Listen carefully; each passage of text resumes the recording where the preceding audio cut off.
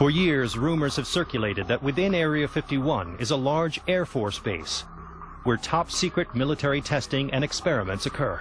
Area 51 probably has Aurora aircraft, the successor of the SR-71. I know it's got a lot of, they're called unmanned aerial vehicles. These are these remote-controlled devices, which can even fire rockets.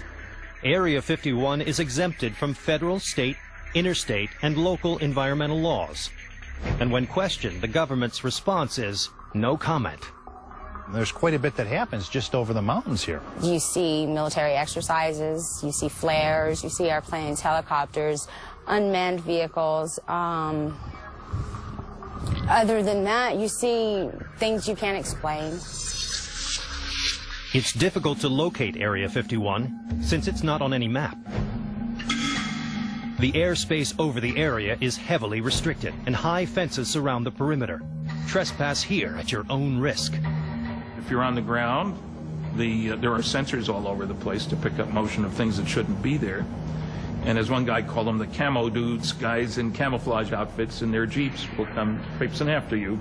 If you're in the air, they will send fighters up after you. The helicopters have some serious armament. When they shoot you, you're going to be dust.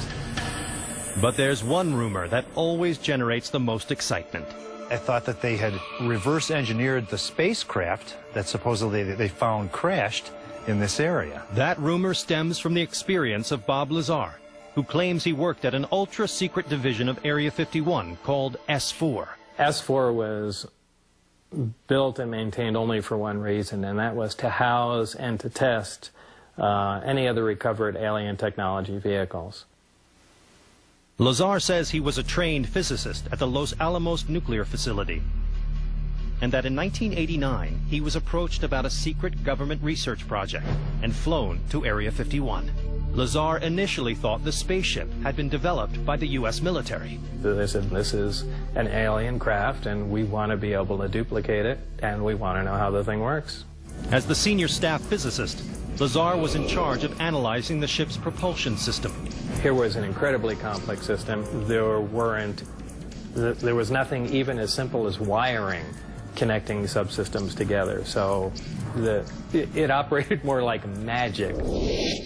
Every single waste thing that was going on was being utilized by something else.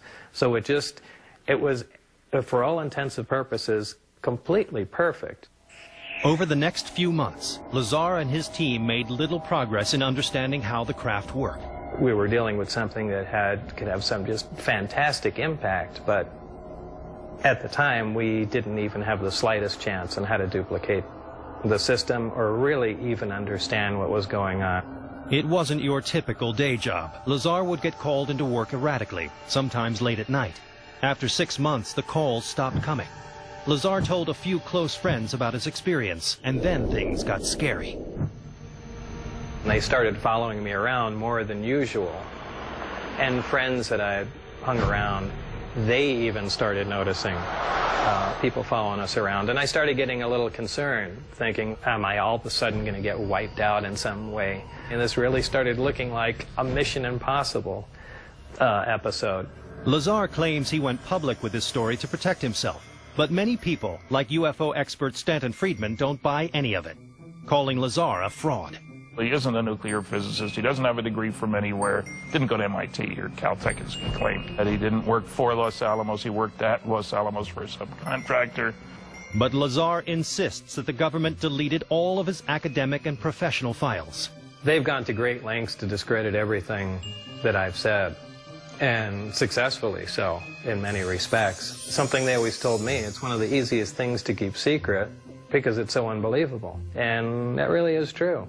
If I heard this story from somebody else, I don't think I'd buy it. It's pretty far-fetched. Only the government knows for certain if Bob Lazar's story is fact or fiction. But the truth